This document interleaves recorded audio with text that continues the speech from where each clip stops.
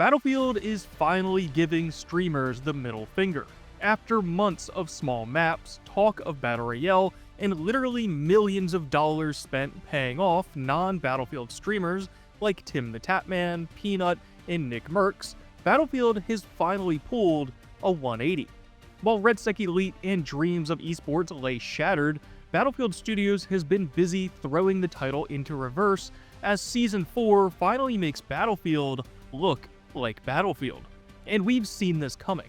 At the time of writing, RedSec literally has 500 total viewers on Twitch, while Warzone has about 23,000, and Battlefield 6 has an average of 2,000 to 3,000 a day. RedSec Elite, the franchise's big attempt at a $1 million esports tournament, which was meant to go season after season, sits frozen on ice, and most likely delayed until the devs are forced to contractually complete the event because of the embarrassing state of the mode. But I'm going for that other one. And at the same time, fans who've stuck around have seen the tide slowly changing, with Season 3 making a promise to return classic content like iconic weapons, as well as a push for larger maps like Gulmud, Naval Combat, several new vehicles including two-seater jets, the return of carrier assault, and our biggest map yet. Battlefield bet the franchise on streamers and esports and lost badly, and that's great news. But guys, if you enjoy in-depth reviews and discussions about all things Battlefield, drop a like and hit subscribe, and let's talk about the journey Battlefield 6 has been on, as the studio finally realizes trading out your decades-old fanbase for paid-off professional mouthpieces was a terrible idea.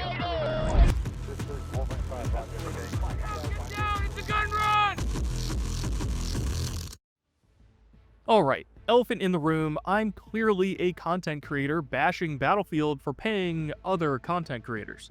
But take a look over my channel. I play Battlefield a lot, hell of a lot more than Tim the Tatman, who said this was his main game when the Battlefield paychecks were coming through. And I even play a lot more than some of the bigger Battlefield creators. I've never taken a check from DICE or any studio and run this channel as a passion project outside of my real job as an art director and motion graphics designer. So I get the hypocrisy, but today's video is about DICE's strategy and how industry mainstays like Tim, Nick Mercs, Peanut, and others are just pawns in a game of corporate marketing, some of which may have gotten paid up to $300,000 to play the game, according to some reports. And props to them getting their money, but Battlefield 6 was built on buying mainstream clout instead of earning it, which perhaps isn't so out of the ordinary. Paid promos, collabs, creator campaigns are all part of the industry. But where Battlefield 6 went wrong was believing that streamer-centric appeal should go beyond the marketing and be injected into the game. Instead of making Battlefield for Battlefield fans, they made a shooter for competitive-minded streamers and then paid them hoping they'd stay. And guess what? They pretty much all quit. For several months now, Battlefield has been trying to have its cake and eat it too. It wants large-scale destruction, vehicles, and sandbox gameplay to mesh with small-team, ranked, free-to-play Battle Royale streamer content, and it hasn't been going well. Battlefield has been trying to make a game for everyone, but has ended up making a game for no one. The big factor is these professional streamers don't have the time nor patience to sit around waiting for RedSec Elite to return, ranked to be added 3 seasons late, or game-breaking bugs to get ironed out almost a year after release. So guess what? They moved on. They had to. Battlefield 6, its competitive scene in particular, has been a buggy disaster. Not just the $1 million tournament that's on ice, but the core Battle Royale is a mess of bugs on top of an entirely dead live service. We're going into Season 4 about 10 months since release, and Ranked is still under review. We're almost a year in, and the Battle Royale still hasn't gotten loot rotations or many meaningful interactive events, although this looks to be changing. And we're this far in, and for the life of me, I can't figure out what the fucking point of Gauntlet is, why it's not included in Ranked, being it's a literal tournament game mode, and why the hell there aren't penalties for quitters. Battlefield Studios went into RedSec with so little planning, so few new ideas, and such lacking technical ability that at this point, I think they understand there's no saving it in a way it competes with Warzone, at least in the streamer and cultural sense. Thus, we have Season 4. Because due to a bad gamble that didn't pay off, on top of sheer incompetence, RedSec failed to capture the zeitgeist of mainstream competitive FPS, although to be fair, it has been doing huge numbers with a free-to-play audience that sent the game mode to a combined 1 billion play hours across all platforms and across all players since Season 3 began, which is on par with paid modes like Conquest and Breakthrough.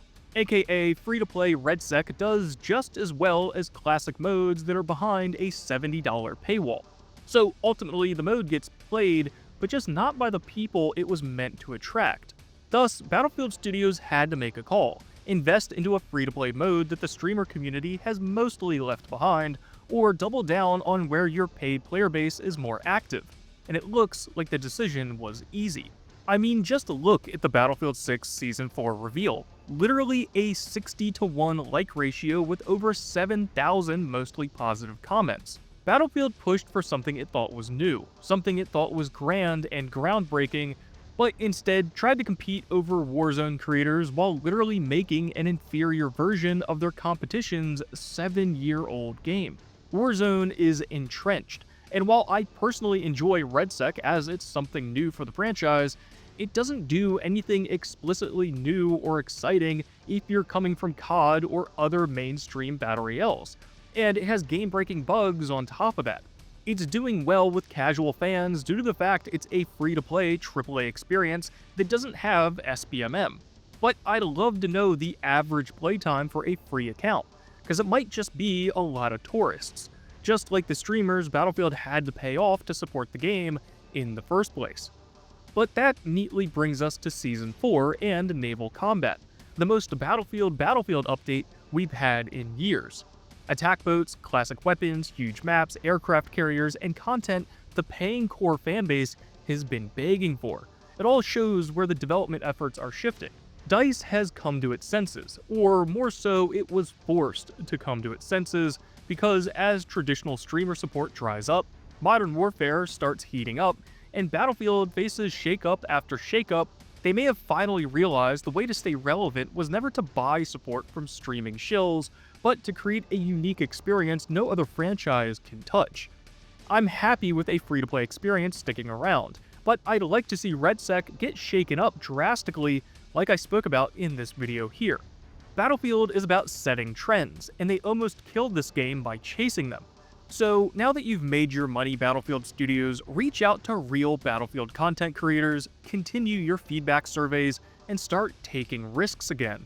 And the same goes for you guys. Understand who's taking checks and who's a real Battlefield player, because about 10 months in, through the ups and downs, it's only the real ones who are left standing.